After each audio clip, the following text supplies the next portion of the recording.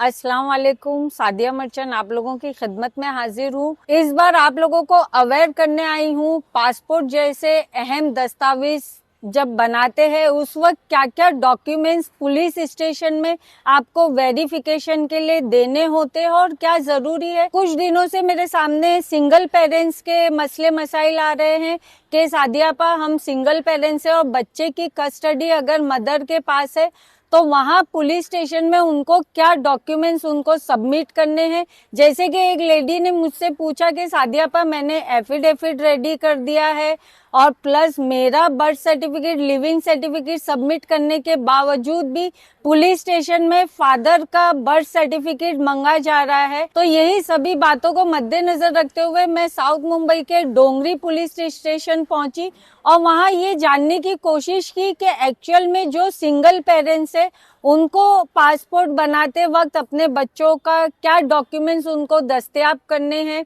और क्या चीजें उनको वहां सबमिट करनी है। तो हम सबसे अहम आप लोगों को चीज बताना चाहते हैं कि जब भी हम चाहे सिंगल पेरेंट्स की बात करें या नॉर्मल हम पेरेंट्स की या लोगों की बात करें जो पासपोर्ट बनाने जाते हैं, तो पुलिस स्टेशन के बाहर ही ये पासपोर्ट से कनेक्टेड पूरी इंफॉर्मेशन चस्पा की गई है, लिखी हुई है, जिसमें पूरे रूल्स एंड रेगुलेशन है कि आपको क्या क्या डॉक्यूमेंट्स आपको सबमिट करने। आइए सबसे अहम पहले सवाल का जवाब देना चाहूंगी कि जो अगर सिंगल पेरेंट्स है, चाहे वो मदर हो या फादर हो, अगर वो अपने बच्चे का पासपोर्ट बनाने पुलिस स्टेशन जा रहे वेरिफिकेशन के लिए, तो ये बहुत जरूरी है कि उनको अपने मदर है तो उनको अपने जो डॉक्यूमेंट सबमिट किए हैं, फादर का बर्थ सर्टिफिकेट अगर नहीं है तो आपको कोर्ट में जाकर, फैमिली कोर्ट में जाकर एक आपको डॉक्यूमेंट्स एक आपको बनाना है कोर्ट के थ्रू कि भाई हमारा डिवोर्स हुआ है या व्हाटएवर जो भी खुला लिया है, लेकिन अब बच्चे की कस्टडी मेरे अंडर में है, तो वो कोर्ट का जो पेपर होगा वो वैलिड माना जाएगा, ना कि एफिडेविट को माना जाएगा। क्योंकि पुलिस के मुताबिक अगर आप वो एफिडेविट सबमिट करते हो तो वहां पर उनको ये लगता है कि आप अपना सेल्फ उनको सजेशन ये दे रहे हो कि बच्चा आपकी कस्टडी में, आपकी अथॉरिटी में। बट अगर उसको वैलिड प्रूफ सीआईडी ब्रांच या पुलिस वेरिफिकेशन तभी ही मानेगी जब आप उसको फैमिली कोर्ट में जाकर आप वहां से लिखवा कर लाते हो कि चाहे वो मदर हो या फादर हो कि अब बच्चा हमारी कस्टडी में है, तो वो आपका जो है बच्चे का पासपोर्ट आगे जाकर अप्रूवल होगा। सेकेंड पॉइंट, कुछ लोग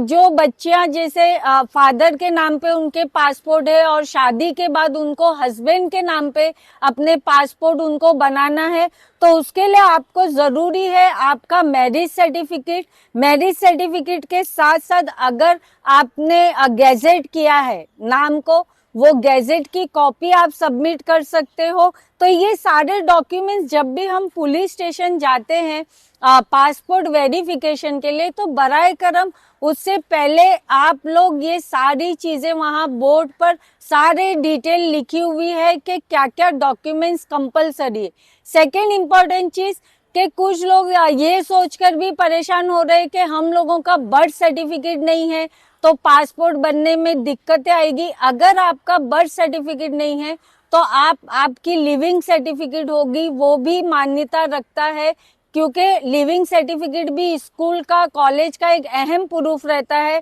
कि आप यहीं के सिटीजन हो, आप यहीं से पढ़े हो। तो बराए करम मेरी आप लोगों से यही रिक्वेस्ट है, जब भी पासपोर्ट जैसे अहम डॉक्यूमेंट्स आप बनाने के लिए आप सबमिट करते हो, तो पुलिस की जो जांच है, जो इंक्वायरी है, उसमें तमाम जो डॉक्यूमेंट्स है वो आप रेडी रखें। और कहीं भी आपको अगर दिक्कतें आती हैं तो आप अपने नजदीक के जो भी पुलिस स्टेशन है वहां के अधिकारियों से बात करके वो डिटेल ले सकते हैं। लेकिन मैं आपको फिर रिपीट करना चाहूंगी, जो सिंगल मदर है, सिंगल पेरेंट्स है, अगर वो अपने बच्चों का पासपोर्ट बनाने दे रहे हैं और वेरिफिकेशन में उनको